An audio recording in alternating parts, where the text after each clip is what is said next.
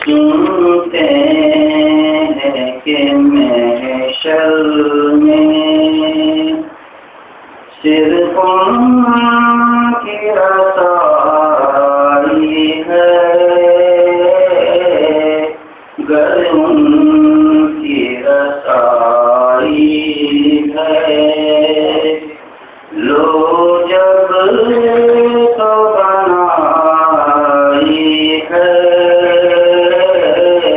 سنتے ہیں کہ محشر میں مچلا ہے کہ رحمت میں امید بندھائی ہے، مچلا ہے کہ رحمت میں امید بندھائی ہے، کیا بات تیری مجرم، کیا بات بنائی ہے، کیا بات تیری مجرم، کیا بات بنائی ہے، سنتے ہیں کہ محشر میں سب نے سب محشر میں للکار دیا ہم کو، سب نے سب محشر میں للکار دیا ہم کو، بے قصوں کے آقا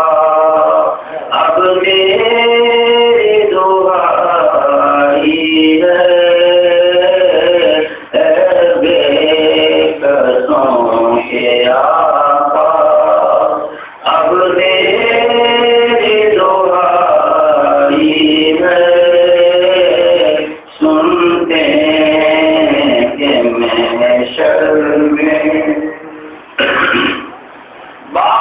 بازار عمل میں تو سودا نہ بنا اپنا، بازار عمل میں تو سودا نہ بنا اپنا، سرکار کرم تجھ میں عربی کی سمائی ہے، سرکار کرم تجھ میں عربی کی سمائی ہے، سنتے ہیں کہ محشر میں عشق تیرے صدقے جلنے سے چھوٹے سستے، عشق تیرے صدقے جلنے سے چھوٹے سستے، جو آگ بجھا دے گی وہ آگ لگائی ہے، طیبہ نہ صحیح افضل مکہ ہی بڑا زاہد، طیبہ نہ صحیح افضل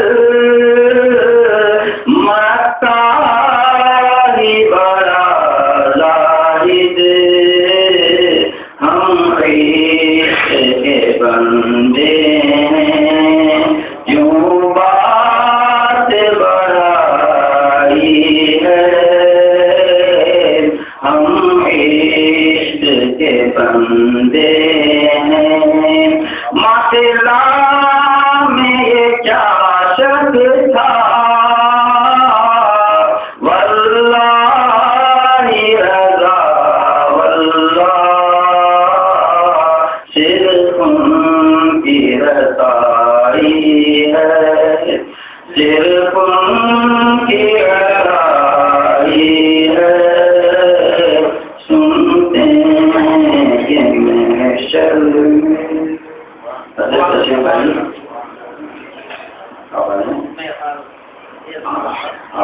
کے سامنے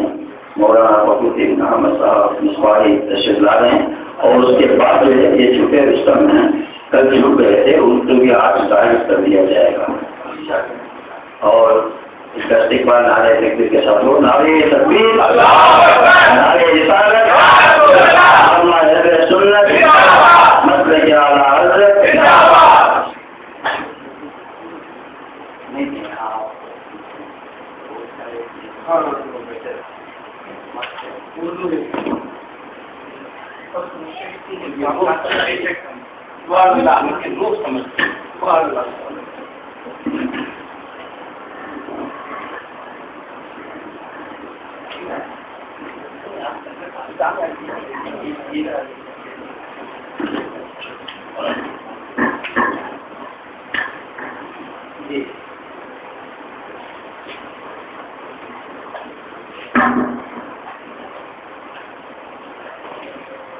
الحمد لله رب العالمين والصلاة والسلام على سيد المرسلين وعلى آله وأصحابه الطيبين الطاهرين، أما بعد، فأعوذ بالله من الشيطان الرجيم، بسم الله الرحمن الرحيم، قل لا تعتذروا قد كفرتم بعد إيمانكم، صدق الله المولانا العظيم۔ معزز محترم سامعین، آئیے پہلے خلاصہ محبت کے ساتھ خط درود و سلام پیارے آقا مدنی مصطفیٰ رحمت عالم صلی اللہ علیہ وسلم کی بارگاہ رحمت مل جل کر پیش کریں اور بابا کے بلند پڑھیں،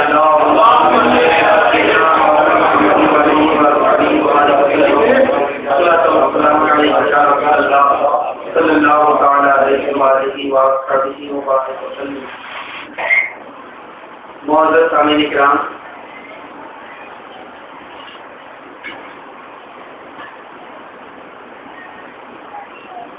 پہلے ایک حدیث پاک آپ سماعت فرمائیں، جیسے میں نے کل آپ کی خدمت میں عرض کیا تھا، پہلے ایک حدیث پاک آپ سماعت فرما لیں اور کل کی طرح اپنا ذہن ویسے ہی بالکل پرسکون اور سنجیدہ جیسے آپ میری گفتگو سن رہے ہیں۔ اگر پہلے سے آپ یہ سوچیں گے کہ آپ تقریر سننے کے لیے بیٹھے ہیں تو شاید میں اپنی بات سمجھا نہیں پاؤں گا، اس لیے آپ ایک میری گفتگو جو اللہ اور اس کے رسول کے فرامین پر مشتمل ہے وہ دل کے کانوں سے سماعت فرما لیں، انشاءاللہ العزیز دنیا اور آخرت میں ہر جگہ کام آئے گی۔ اور دوسرا انشاءاللہ العزیز بڑا فائدہ یہ ہوگا کہ آج کے اس دور میں جو شکوک اور شبہات لوگ پیدا کرتے ہیں، اگر گفتگو میری آپ کو یاد رہی تو انشاءاللہ نہ صرف آپ بچیں گے بلکہ دوسرے اپنے بھائیوں کو بھی آپ بچا لیں گے انشاءاللہ۔ صحابہ کرام رسول اللہ صلی اللہ تعالی علیہ وسلم کی خدمت میں حاضر،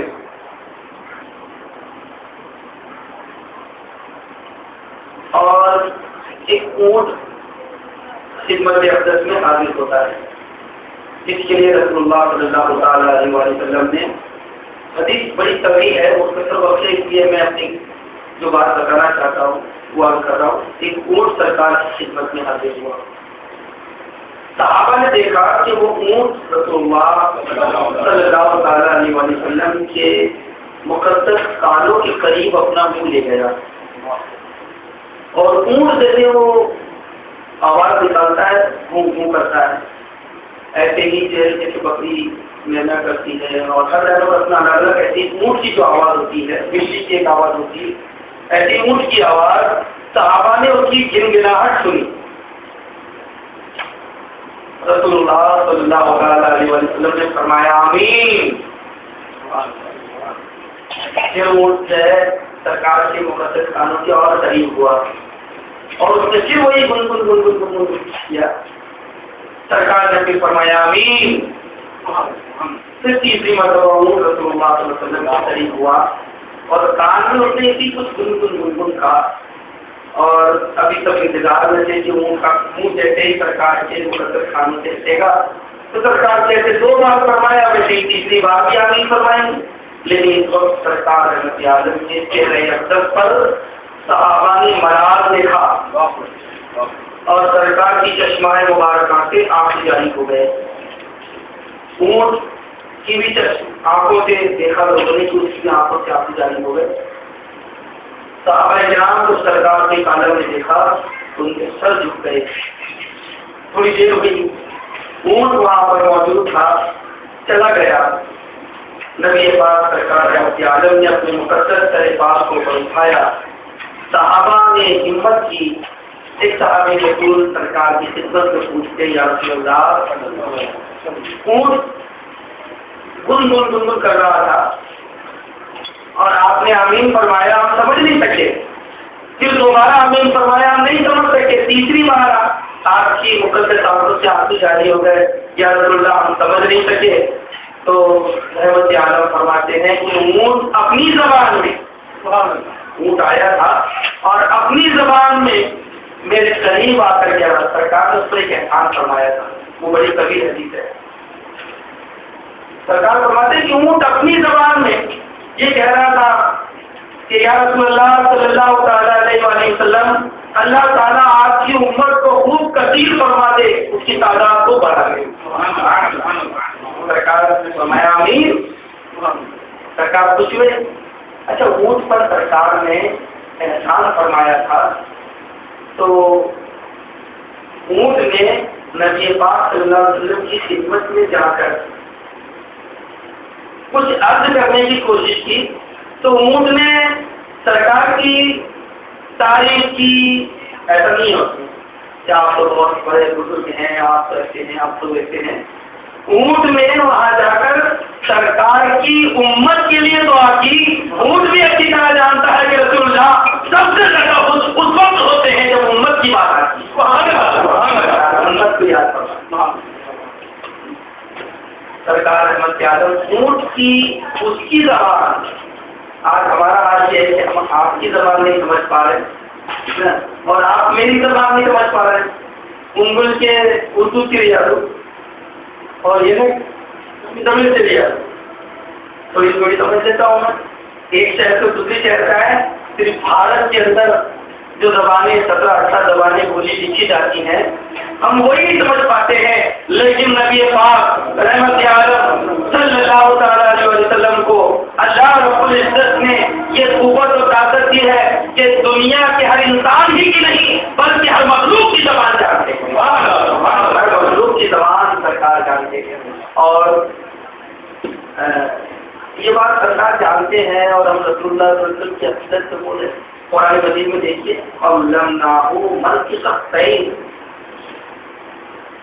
حضرت سلیمان علیہ السلام کی بات آئی تو حضرت سلیمان علیہ السلام کو اللہ رب العزت نے جو حکومت عطا فرمائی جانوروں پر بھی حکومت دی انسانوں پر بھی حکومت دی جنات پر بھی حکومت دی تو اللہ تعالیٰ فرماتا ہے کہ ہم نے پرندوں پر حکومت دی تو پرندوں کی بھی بولی ان کو عطا کر دی. اب سرکار اونٹ کی بولی سمجھ رہے ہیں اور اس کا جواب دے رہے ہیں. یہ اس بات کی دلیل ہے قرآن کی روشنی میں کہ اللہ رب العزت نے سارے جانوروں پر رسول اللہ کو حکومت عطا کی. اس بات کی اللہ نے سارے جانوروں پر رسول اللہ صلی اللہ علیہ وسلم کو حکومت کی ہے. نبی پاک صلی اللہ علیہ وسلم نے پھر فرمایا کہ دوسری بار اونٹ نے کہا یا رسول اللہ اللہ تعالیٰ آپ کی امت کو دشمنوں کے شر سے محفوظ رکھے. قیامت تک محفوظ رہے یعنی آپ کی امت قیامت تک رہے دشمنوں کے شر سے محفوظ رکھے آپ کی امت قیامت تک رہے. تو سرکار نے فرمایا آمین. پھر تیسری بار اونٹ نے کہا یا رسول اللہ اللہ تعالیٰ آپ کی امت کو اندرونی فتنوں سے محفوظ رکھے۔ نبی پاک صلی اللہ علیہ وسلم کی چشمہ مبارکہ سے آنسو جاری ہو گئے۔ آقا صلی اللہ علیہ وسلم نے فرمایا یہ تو مقدر ہو چکی ہے بات، یہ تقدیر ہو چکی ہے، تقدیر میں آ چکی ہے، لکھی جا چکی ہے۔ پھر اس حدیث پاک کی تائید میں ہمارے بزرگوں نے دوسری حدیث نقل کی۔ دوسری حدیث کی جب خلوشات اور اختلاف امت کلمہ پڑھنے والوں میں، ایک ہی قبلے کی طرف نماز پڑھنے والوں میں، ایک جیسا حلیہ رکھنے والوں میں،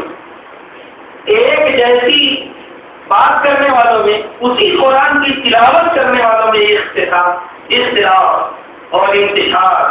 یہ جو مقدر ہو چکا ہے۔ اس حدیث کی تشریح میں سرکار صلی اللہ علیہ وسلم نے بیان فرمایا، ایک جگہ تشریف فرماتے صحابہ میں بیٹھے تھے تو بخاری شریف کی حدیث ہے، نبی پاک صلی اللہ علیہ وسلم نے صحابہ سب گھیرے ہوئے ہیں اور وہاں ریت پر اپنی ایک انگلی سے سیدھی لکیر سے فرمایا ھذا صراطی مستقیما، یہ میرا سیدھا راستہ ہے۔ پھر اس کے بعد صحابہ نے دیکھا کہ رسول اللہ صلی اللہ علیہ وسلم سیدھی لکیر کھینچنے کے بعد سیدھی لکیر ایک ادھر سے ایک ادھر سے ایک ادھر سے ایک ادھر سے ایک ادھر سے کئی لکیریں کھینچیا اور فرمایا کہ یہ سیدھے راستے میں سے یہ شیطان کے راستے نکل رہے ہیں، دوسرے لوگ بالکل تم سے الگ ہوں گے تو پھر اسی راستے سے دوسرے راستے کیسے نکلیں گے؟ کوئی ایک راستہ ہے، فرمایا کہ شیطان کے راستے، اور ہر راستے کے کونے پر شیطان بیٹھا ہوا ہے اور سیدھا مسلمان جا رہا ہے، صراط مستقیم سے چل رہا ہے، نبی کی محبت میں مگن ہے، سرکار کے نام پر انگوٹھے چوم رہا ہے، نبی پر کھڑے رہ کر محبت کے ساتھ درود و سلام پڑھ رہا ہے، سیدھے راستے سے، محبت کے راستے سے وہ چل رہا ہے، اپنے نبی رحمت عالم کی محبت میں صبح و شام گزار رہا ہے، وہ سیدھے راستے سے چل رہا ہے، اللہ رب العزت کی توحید پر گامزن ہے اور وہ یہ عقیدہ رکھتا ہے کہ اللہ تعالیٰ ہر عیب سے پاک ہے، وہ کبھی جھوٹ نہیں بول سکتا، سیدھے راستے سے وہ چل رہا ہے۔ جب ایک مومن سیدھے راستے سے چل رہا ہے، سرکار فرماتے ہیں کہ یہ شیطان کے راستے ہیں، اور ہر راستے کے نکڑ پر شیطان بیٹھا ہوا ہے اور وہ کوئی ایک بات لے کر کسی بات میں شک ڈال دیتا ہے۔ آپ کو تو یقین تھا کہ نبی کی محبت میں، سرکار کی محبت میں ہم سرشار ہو کر انگوٹھے چوم لے رہے ہیں، یہ آقا کی محبت یقین تھا، اب وہ شک ڈال رہا ہے، ثبوت کہاں؟ سرکار فرماتے ہیں کہ وہ شک ڈالے گا۔ پھر آگے بڑھا، پھر آپ محبت رسول میں صلاۃ و سلام کا نذرانہ پیش کر رہے ہیں، نکڑ پر کھڑا ہے اور وہ شک ڈالے گا۔ شک ڈالنا شیطان کا کام ہے، نبی کی محبت میں صراط مستقیم پر آگے بڑھ جانا مومنین کا کام۔ راستہ سیدھا ہے، نبی پاک صلی اللہ علیہ وسلم نے فرمایا کہ یہ سیدھا راستہ ہے، بس یہ جو خلفشار شیطان کی طرف سے جو پیدا کیا جا رہا ہے، اس خلفشار سے اور ان شیطانی راستوں سے اور ان شکوک و شبہات سے امت کو بچانا انتہائی ضروری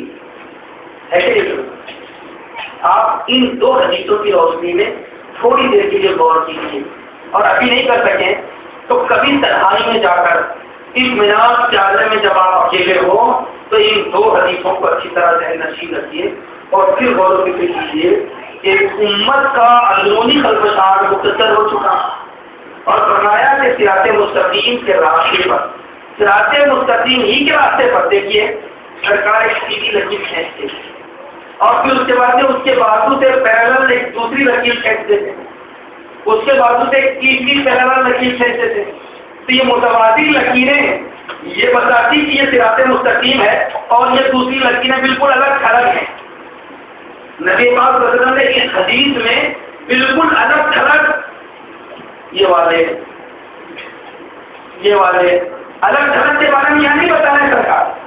رسول اللہ صلی اللہ علیہ وسلم اسی لکیر میں لکیر کھینچ رہے ہیں اور یہ بتانا چاہتے ہیں نبی پاک صلی اللہ علیہ وسلم قیامت تک ایمان والوں کو کہ ایمان کا نام لے کر، کلمے کا نام لے کر، روزے کا نام لے کر تمہارا حلیہ بنا کر تمہیں صراط مستقیم سے بہکانے والے لوگ ضرور آئے۔ جب آئیں گے تو آپ اپنی تنہائی میں غور و فکر کیجیے، سوچیے حدیث پاک پر اس طرح دینے کی، اور تنہائی میں غور و فکر کرنا سنت ہے۔ ہمارے پیارے آقا صلی اللہ علیہ وسلم اعلان نبوت سے پہلے غار حرا میں تشریف لے جاتے تھے، 2 دن 3 دن غار حرا میں تشریف لیتے تھے۔ وہ تو اپنی عظمت اور اپنے مرتبے کے مطابق اللہ کی ذات و صفات کی معرفت میں کھوئے رہتے تھے، لیکن سرکار ہمارے لیے سنت بنا گئے کہ تنہائی اختیار کرو، مراقبہ کرو، غور و فکر کرو اور دیکھو، سچائی کو سمجھو، حقیقت کو تلاش کرو، ہر مومن پر ضروری۔ ویسے ہی بس دیکھ لیا تو ہر چمکنے والی چیز سونا نہیں ہوتی، ہر چمکنے والی چیز سونا نہیں ہوتی، اور ہر میٹھی چیز شہد نہیں ہوتا۔ یہ تو ترقی کا دور ہے، اچھے بڑے سے بڑے پوائزنس کو مٹھاس میں تبدیل کر دیا گیا ہے، اور بالکل جس کی کوئی ویلویشن نہیں تھی ایسی چیزوں پر بھی سونے کی پالش چڑھا دی گئی ہے۔ آج کے دور میں تو اس بات کو سمجھنا بہت آسان ہو چکا ہے کہ ہر چمکنے والی چیز سونا نہیں ہوا کرتی۔ آئیے آج ہم کو یہ سمجھنا ہے، جب ہم یہ بات بولتے ہیں، آپ میں اپنی بات کہنا چاہ رہا ہوں کہ جب ہم یہ بات بولتے ہیں کہ چوکنا رہنا، نماز کا نام لے کر آئیں گے گمراہ کریں گے، نماز والے بھی گمراہ کر سکتے ہیں، کرنے والے بھی گمراہ کر سکتے ہیں، تاریاں والے بھی گمراہ کر سکتے ہیں۔ کتنے شرابیوں کو لوگوں نے جو ہے شراب چھڑوا دی، تو وہ لوگ بھی گناہ کر سکتے ہیں، وہ لوگ بھی بہتا سکتے ہیں۔ یہ تو کلمہ ہے، یہ تو روزہ ہے، یہ تو نماز ہے۔ قبلے والے یہ بھی، ہم جس قبلے کی طرف نماز ادا کر رہے ہیں وہ بھی اسی قبلے کی طرف نماز ادا کر رہے ہیں۔ ہم جیسا وضو کر رہے ہیں وہ بھی ویسا ہی وضو کر رہے ہیں۔ ہم جیسی تکبیر تحریمہ کہتے ہیں وہ بھی ویسی تکبیر تحریمہ کہتے ہیں۔ پھر یہ گمراہ کہتے ہیں، پھر یہ بدین کہتے ہیں، پھر یہ قرآن اور رسول کے راستے سے ہٹانے والے کہتے ہیں۔ یہ بات سمجھ میں نہیں آتی، اور یہ لوگوں کا قبول نہیں کرتا۔ وہ ان کا کیا کہنا ہے اور سوچنا کیا ہے کہ بس نماز روزے کی بات آ گئی، اللہ کرے، زکات کی بات آ گئی، سب صحیح۔ اس نے دیکھا کہ اس نے کلمہ پڑھ لیا، اللہ سارا کا سارا صحیح ہے، ایسی بات نہیں ہے۔ اور ہم جو بات بول رہے ہیں اپنی طرف سے کہ کلمہ پڑھنے کے باوجود ہر ایک درست نہیں، روزہ رکھنے کے باوجود ہر ایک درست نہیں، یہ اپنی بات نہیں بول رہے ہیں۔ یا مولانا محمد لقمان عزیزی صاحب اللہ تعالیٰ ان کی خوب عمر دراز کرے اور ان کے فیضان سے آپ سب کو ہمیشہ مستفید ہونے کی توفیق عطا فرمائے۔ یہ اپنی طرف سے بات نہیں بول رہے ہیں، خدا کی قسم ان کے گھر کی بات ہو تو ان کے منہ پر بات دینا، یہ جو بات کہہ رہے ہیں اللہ اور اس کے رسول کے قانون کی بات ہو رہے ہیں۔ ہم اپنی بات ہوتے تو آپ اسے چھوڑ دی، اور اللہ رب العزت کا کرم اور فضل ہے کہ مولا کریم نے آپ کے اس مدنی شہر کے اندر ایسے مجاہد کو پیدا کیا ہے، آپ بھرپور قوت و طاقت کے ساتھ ان کا تعاون کیے۔ یقین جانو یہ دور ایسا ہے کہ اس دور میں آپ کو ایک حدیث سنانا چاہتا ہوں، اس کے پہلے میں ایک بات یاد آ گئی تو سنا دوں۔ ایک حدیث پاک نبی پاک صلی اللہ علیہ وسلم نے فرمایا کہ ایک دور ایسا آئے گا یہودی نصارا اور مشرکین جو اسلام کے دشمن ہے وہ یہ بول بول کر ایمان والے کو ماریں گے، تو مسلمان ہے، مسلمان نہیں چھوڑ دیں گے۔ مفہوم ہے حدیث کے پاس بتا رہا ہوں، مسلمان ہے ماریں گے، مسلمان نہیں ہے چھوڑ دیں گے۔ تو صحابہ کرام کو تعجب ہوا، صحابہ کی عرض کی یا رسول اللہ صلی اللہ علیہ وسلم کیا اس دور میں مسلمان بہت کم ہوں گے؟ جیسے مکے میں بہت کم تھے اور ایمان والوں کو تکلیف دی جا رہی تھی، تو یا رسول اللہ صلی اللہ علیہ وسلم سرکار نے فرمایا نام کے لیے تعداد کے اعتبار سے تو بہت زیادہ ہوں گے، لیکن ان کے دلوں سے ایمان رخصت ہو چکا ہوگا۔ یہ حدیث بات بھی سمجھیے، اس کو بھی ذہن نشین رکھیے، اور پھر اس کے بعد آئیے میں آپ کو احادیث کریمہ کی روشنی میں عرض کروں کہ ہر چمکنے والی چیز سونا نہیں ہوتی۔ اس سلسلے میں وہ حدیث پاک میں اختصار کے ساتھ عرض کروں گا، تفصیل کے ساتھ انشاءاللہ کبھی حضرت مولانا لقمان صاحب قبلہ کی خدمت میں بیان فرمائیں گے۔ مال غنیمت کا اناج جو آیا سرکار کی خدمت میں مسجد نبوی کے صحن میں اس کا ڈھیر لگا ہوا ہوتا، رات ہونے لگی تو رسول اللہ صلی اللہ علیہ وسلم نے پوچھا صحابہ سے، فرمایا رسول اللہ نے کہ اس اناج کی رات میں کون رکھوالی کرے گا کہ وہ چور کرنا لے جائے؟ صحن ہے، دیواریں کمر تک کی مسجد نبوی، کوئی بھی دیوار سلام کر آ سکتا ہے اور اناج لے کر جا سکتا ہے، تو اس کی رات میں کون رکھوالی کرے گا؟ صحابہ کرام میں سے سب لوگ خاموش تھے، کیونکہ جو دن میں گزرا تھا نا وہ 12 کا دن، سب تھکے آئے۔ حضرت ابو ہریرہ رضی اللہ تعالیٰ عنہ کھڑے ہو گئے، یا رسول اللہ صلی اللہ علیہ وسلم مجھے اجازت دیجیے، میں رات بھر جاگ کر اس کی رکھوالی کروں گا۔ صاحب ہمارے بزرگوں نے فرمایا ہے کہ صحابہ میں صرف ابو ہریرہ کھڑے ہوئے، دوسرے کھڑے نہیں ہوئے، اس لیے کہ رات بھر جاگ کر رکھوالی کرنے کی شرط تھی، اور رات بھر جاگ کر رکھوالی کرنا سب کے بس میں نہیں ہوتا، جب کی لگی جاتی۔ تو حضرت ابو ہریرہ رضی اللہ تعالیٰ عنہ رات کو اکثر جاگنے والے تھے، اس بڑی عادت تھی، کئی راتوں ایک ساتھ جاگ جایا کرتے تھے، عرض کی یا رسول اللہ صلی اللہ علیہ وسلم میں رات کو جاگوں گا اور اس کی رکھوالی کروں گا۔ ابو ہریرہ رضی اللہ تعالیٰ عنہ جاگے، جب رات آخری پہر آئی اور وہ اناج کا یہ اونچا ڈھیر ہے، ڈھیر سے ایک طرف اپنا کچھ بستر وغیرہ رکھ کے اس پر بیٹھے ہوئے تھے، چوکنا بالکل، کوئی چور تو نہیں آتا، اناج تو نہیں جاتا۔ ڈھیر کے دوسرے طرف ان کو اچانک آواز آئی کہ کوئی گیہوں بھر رہا، کسی تھیلی میں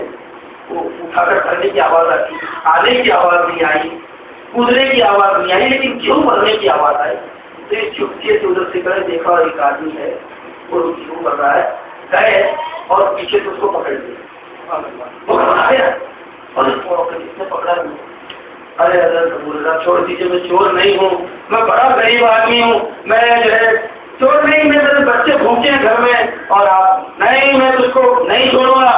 صبح رسول اللہ کے دربار میں پیش کروں گا، کیوں تو یہ اناج کو چرا رہا ہے؟ مجھے رسول اللہ صلی اللہ علیہ وسلم نے رکھوالی کے لیے یہاں پر متعین کیا ہے، کہ نہیں میں بہت غریب آدمی ہوں، میرے بچے گھر میں بھوکے تھے، میں نے سوچا کہ میں کچھ ان کو لے جاؤں گا، میں جاتا نہیں چھوڑ دی، تو دیکھو میں نے چڑھا تو دیا۔ یہ سب اس طرح کے بہانے کرنے لگا۔ حضرت ابو ہریرہ بڑے رحم دل تھے اور اکثر بھوکے رہ چکے تھے،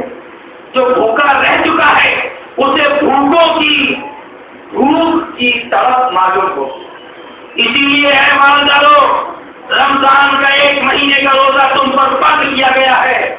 کھانا موجود ہے، پانی موجود ہے، بھوکے رہو اور پیاسے رہو تاکہ تمہیں سمجھ میں آ جائے کہ جسے کھانا نہیں ملتا ہے اس کی بھوک کا کیا نام ہے۔ حضرت ابو ہریرہ کو انداز تھا کہ بھوک کیا ہوتی ہے، رحم آ گیا ان کو، تو انہوں نے کہا ٹھیک ہے اب کبھی چوری نہیں کرنا، چلو اب تک یہ رسول اللہ کا مان ہے، میں تو بغیر ان کی اجازت کے ایک دانا نہیں دوں گا، بھوک کا کچھ علاج تو باہر کر، دوسرا کر، چل نکل بابا کٹا اس کو بھگا دیا۔ حضرت ابو ہریرہ رضی اللہ تعالیٰ عنہ فجر کی نماز میں رسول اللہ صلی اللہ علیہ وسلم کے پیچھے نماز ادا کی، سرکار صلی اللہ تعالیٰ علیہ وسلم نماز پڑھا کر اکثر فجر کی نماز کے بعد فوراً سلام پھیر کر اپنا رخ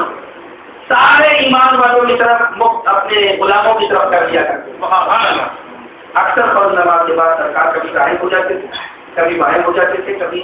پوری کے پورے طور پر اپنا رخ مبارک اپنے مقتدیوں کی طرف، اپنے غلاموں کی طرف کر دیا کرتے تھے۔ اس لیے سنی عالموں کا یہی طریقہ ہے،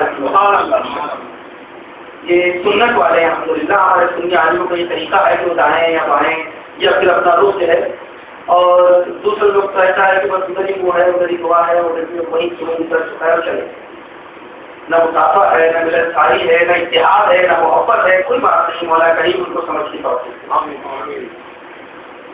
رسول اللہ صلی اللہ علیہ وسلم نے جیسے ہی لوگ اپنے غلاموں کی طرف کیا فجر کی نماز کے بعد، حضرت ابو ہریرہ رضی اللہ تعالیٰ عنہ بیٹھے ہوئے تھے، رسول اللہ صلی اللہ علیہ وسلم حضرت ابو ہریرہ کی طرف مخاطب ہوئے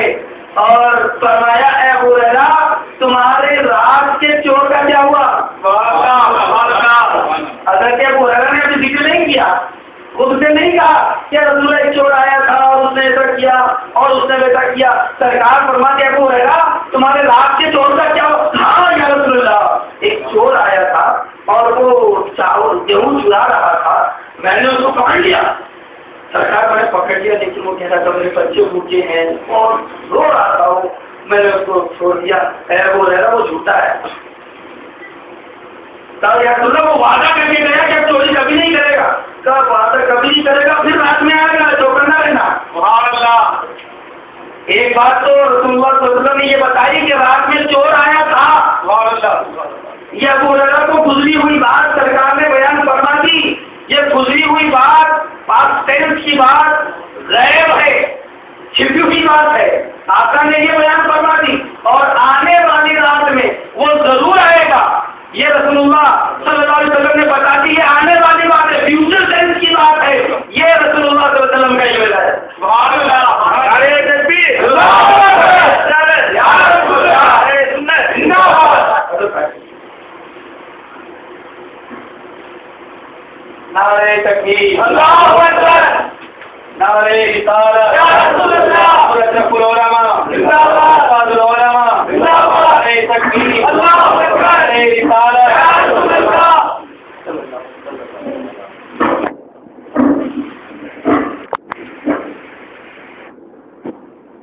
نعرہ تکبیر, نعرہ رسالت, ہمارے اہل سنت. یہ حدیث کے بعد جو میں اپنی خدمت کر رہا تھا, انشاءاللہ اس کا بقیہ حصہ حضرت مولانا محمد لقمان صاحب قبلہ عزیزی آپ کو ضرور سنائیں گے. اور جب بھی آپ کو یہ حدیث پاک, میں نے پوری نہیں سنائی ابھی, جب بھی سنانے کی آپ کو دعوت دیں گے, آپ ضرور تشریف لائیں اور اس کو سماعت کریں. میں حضرت علامہ مولانا حافظ و قاری غلام مصطفیٰ صاحب قبلہ کی خدمت بابرکت میں عرض کروں گا کہ وہ بھی اپنے کلمات خیر سے ہم غلاموں کو نوازیں.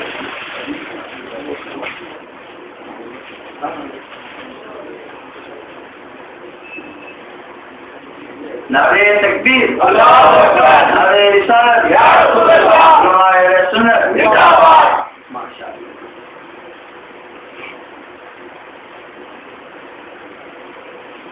نعرہ تکبیر, اللہ اکبر, نعرہ رسالت, یا رسول اللہ, نعرہ سنت, زندہ باد.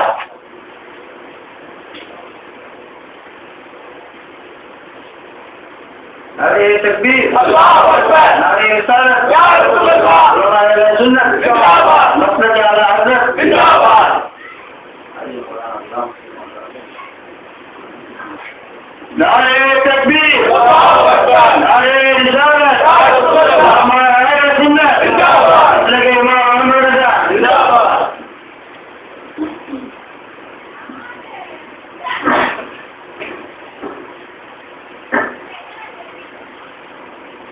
السلام علیکم ورحمۃ اللہ وبرکاتہ.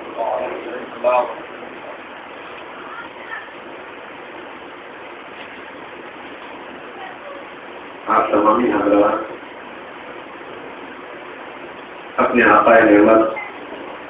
پیر طریقت استاد العلماء حضرت علامہ رحان الشاہ مفتی محمد مجیب اشرف صاحب اللہ تعالیٰ وبرکاتہ کے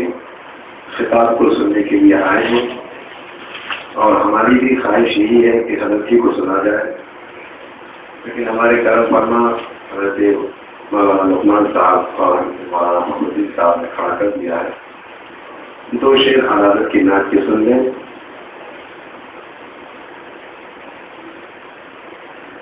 درود پاک صلی اللہ علیہ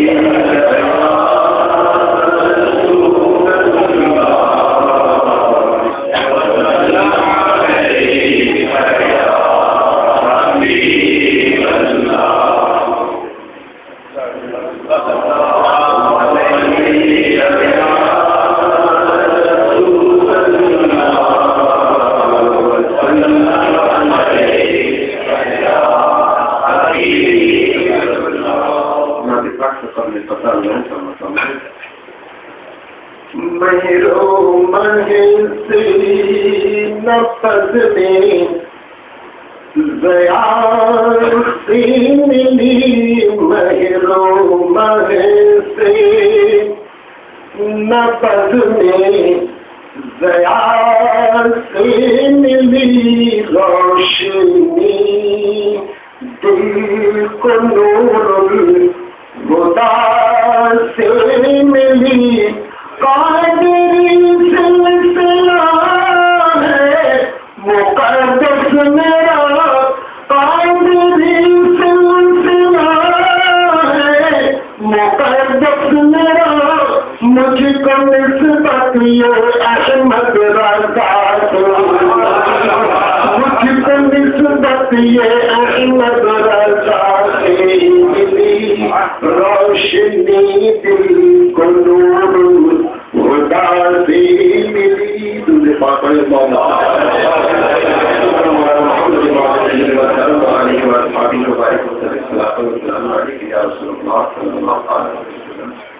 کلام الامام امام الکلام اعلیٰ حضرت فاضل بریلوی رضی اللہ تعالیٰ عنہ کی 4 زبانی نعت کی 2-3 شعر کو استعمال فرمایا. لمیات نظیروں کا بھی نظر میں لمیات نظیروں کا بھی نظر مثلے تو نشد پیدا جانا جب راج کو تاج توری سر سو ہے تجھ کو شہید سرا جانا البحر والعام الماء جو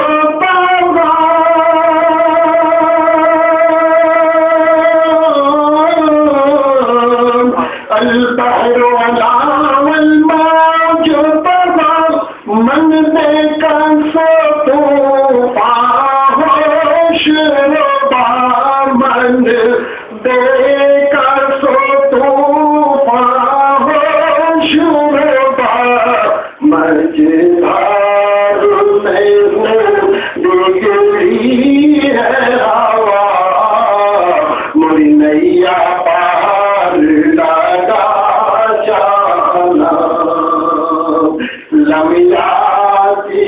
نظیر کا بھی نظر مثل تو نشد پیدا جانا انا فی عطش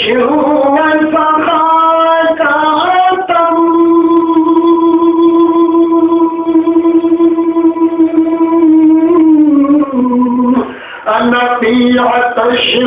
وفقاکتم اے جنس پاک اے عمل کرم اے یسوع پاک اے عمل کرم برسن ہارے رمجم رمجم برسن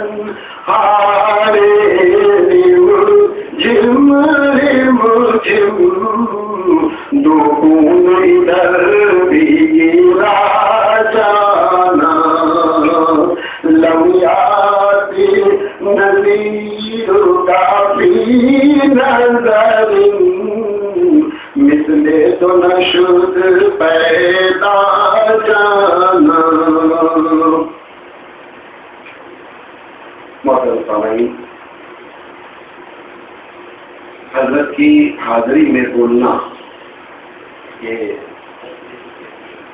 آپ کا حکم ہے، انشاءاللہ اس پر عمل کروں گا، اور اس نیت سے کہ اگر کہیں کوئی غلطی ہوگی حضرت اصلاح فرما دیں گے.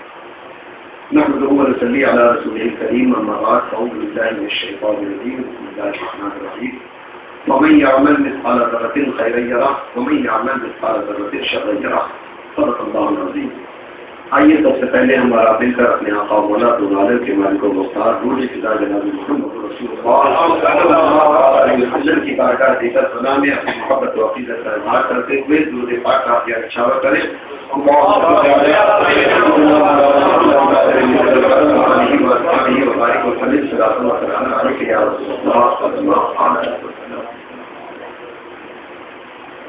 قرآن مقدس کی جس آیت کریمہ کی مثل تلاوت کا شرف حاصل کیا ہے، اس کا ترجمہ یہ ہے، رب کائنات کا فرمان ہے کہ جو شخص ذرہ برابر بھی نیکی کا کام کرے گا اس کا بہترین انجام، بہترین رزلٹ اسے خدا کی بارگاہ میں دیکھنے کو ملے گا، اور جو شخص ذرہ برابر بھی بدی کا کام کرے گا، برائی کا کام کرے گا، اس کا خطرناک انجام، بھیانک رزلٹ وہ بھی اسے خدا کی بارگاہ میں دیکھنا پڑے گا۔ قرآن مقدس میں رب کائنات نے یہ بتا دیا کہ اے انسانوں، اگر تم نے نیک عمل کیا تو اس کا بہترین انجام، بہترین رزلٹ خدا کی بارگاہ میں تمہیں جا کر کے دیکھنے کو ملے گا۔ تو آئیے اس سلسلے میں بات عرض کروں، اللہ کے پیارے حبیب دونوں عالم کے طبیب صلی اللہ تعالیٰ علیہ وسلم کی آمد سے قبل 1,24,000 کم و بیش انبیاء کرام کو اللہ تبارک و تعالیٰ نے مبعوث فرمایا۔ انہی انبیاء کرام میں ایک نبی جن کا نام حضرت موسیٰ علیہ السلام و تسلیم ہے، آپ کا ایک امتی جس نے پوری زندگی گناہوں میں گزاری تھی، بظاہر قوم نے کوئی اس کا نیک عمل نہیں دیکھا تھا، اس کی زندگی کا جتنا ظاہری معاملہ تھا وہ ایسا تھا کہ ہر شخص اس سے تنگ آ چکا تھا، اس کی زندگی ایسی گناہوں میں گزر رہی تھی کہ معاشرے کا، شہر کا، گاؤں کا ہر شخص پریشان تھا۔ اچانک ایک دن اس کا انتقال ہو جاتا ہے۔ قوم کے لوگ یہ سوچتے ہیں کہ یہ شخص جس نے زندگی بھر کوئی نیک عمل نہیں کیا، پوری زندگی گناہوں میں گزارا، پوری زندگی برائی میں گزارا، اسے ہم اپنے قبرستان میں نہ دفن کر کے بلکہ ایسی جگہ میں جا کر کے ڈال دیں تاکہ دوسرے لوگ اس کو دیکھ کر اس سے عبرت حاصل کریں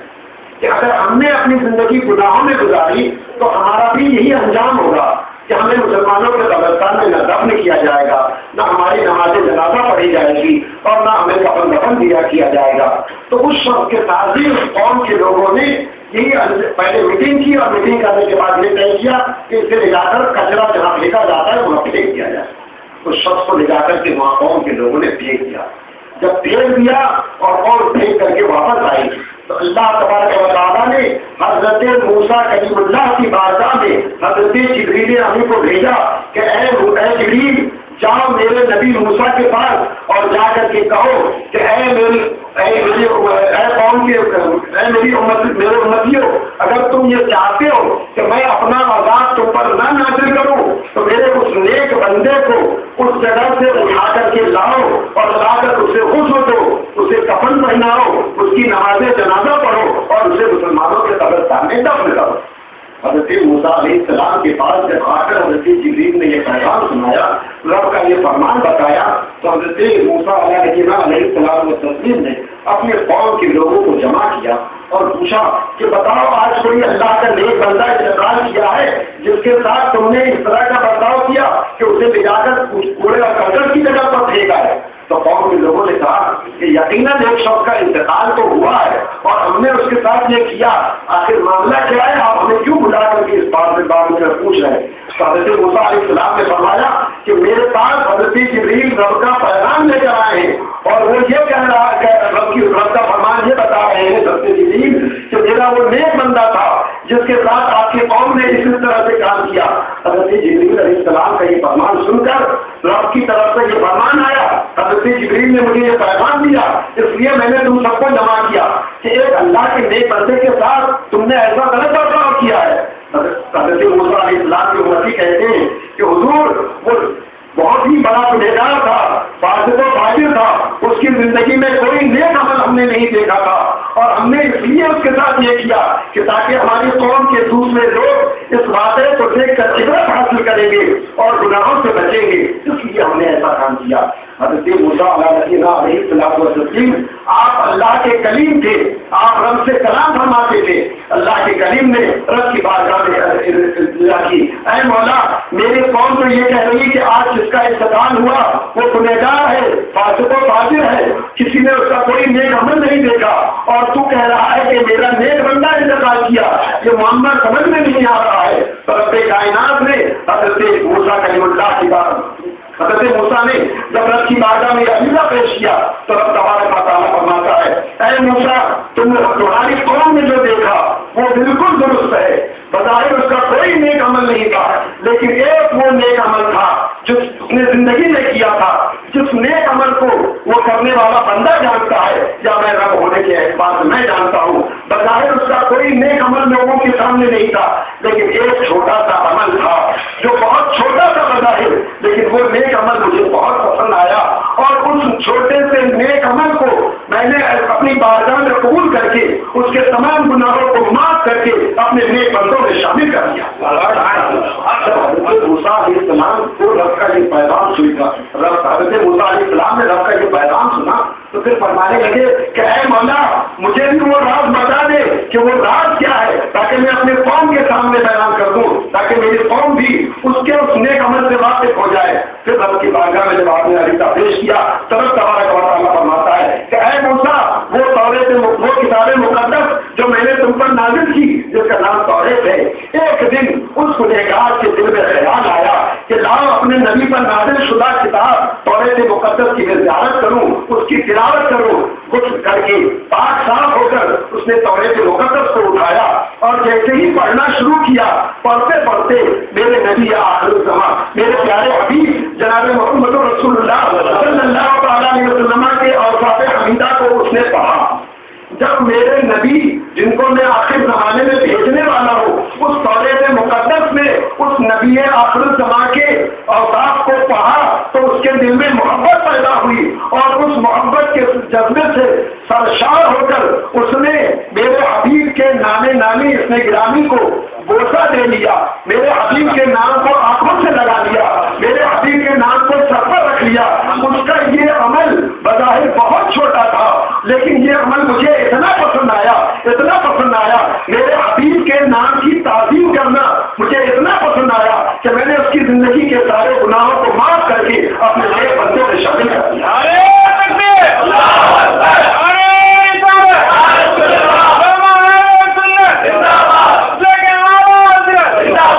قربان جاؤ میرے اسلامی بھائیوں، اللہ کے پیارے حبیب ہمارے اور آپ کے آقا مولا صلی اللہ تعالیٰ علیہ وسلم کے نام کی تعظیم کرنا حضرت موسیٰ کی امتیوں پر لازم اور ضروری نہیں تھا، باوجود اس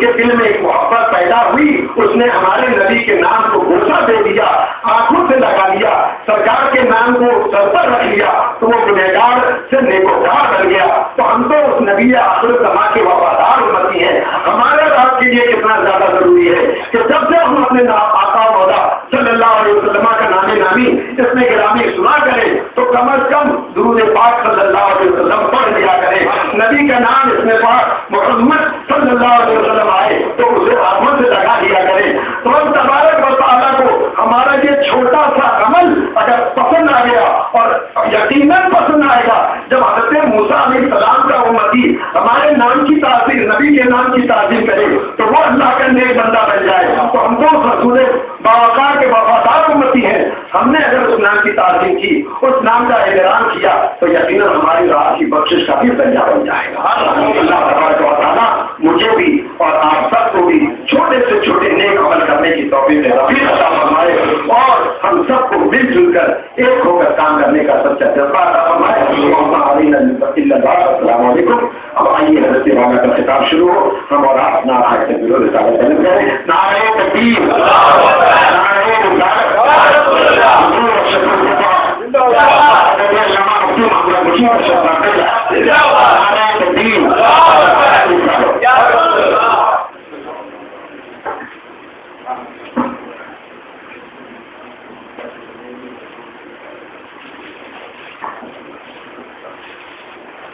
سبحان اللہ۔ اسی لیے میں نے پہلے کہا تھا نا کہ بزرگوں کے سامنے بولنے سے یہی فائدہ ہوتا ہے۔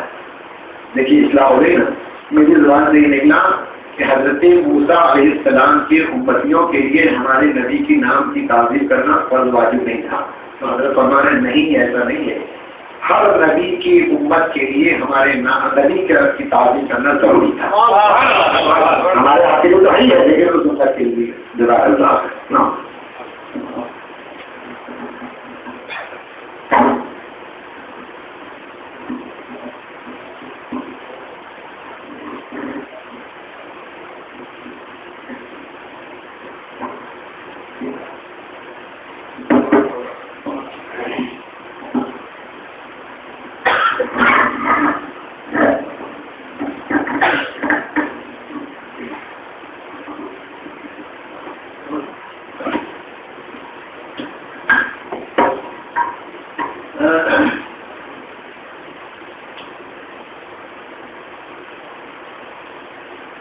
نحمده ونصلي على رسوله الكريم